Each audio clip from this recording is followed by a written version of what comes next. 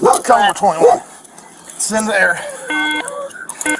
There's got to confirm that there's people that need first aid, and that's the shooter who's not complying. They need to take care of the victims. They have to shoot in the shootout.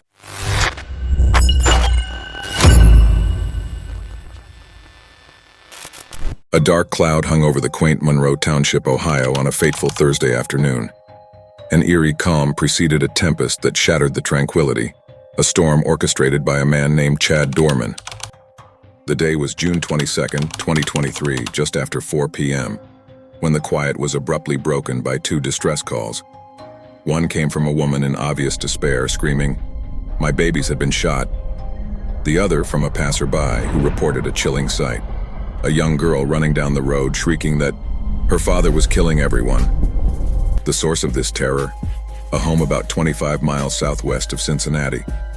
Responding deputies arrived to find a haunting scene. Doerman, sitting calmly on a step outside the house, the abode that had just been transformed into a slaughterhouse.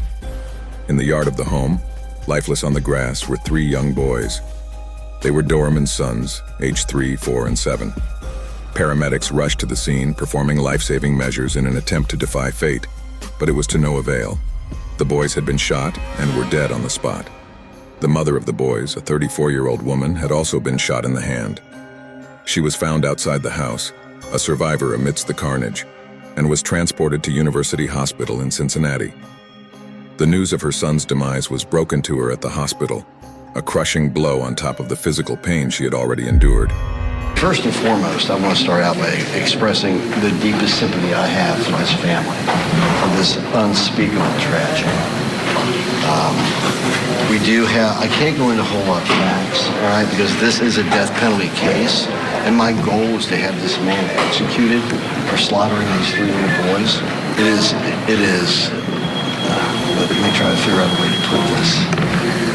It is an incomprehensible. Authorities found no signs of forced entry into the house. No other suspects were being sought.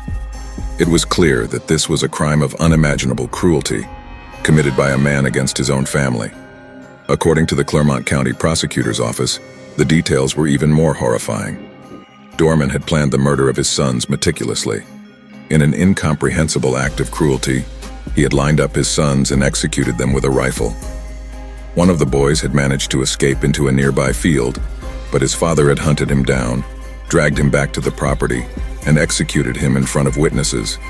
Court documents revealed that Doerman had confessed to planning and carrying out the deaths of his sons for several months. His bond was set at a whopping $20 million, the highest that the prosecutors had ever requested.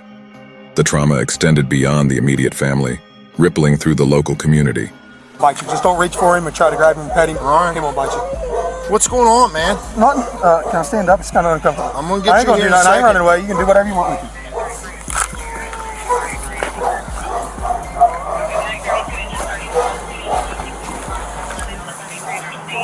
The local school district released a statement expressing their sorrow and announced the availability of grief counselors at Monroe Elementary School.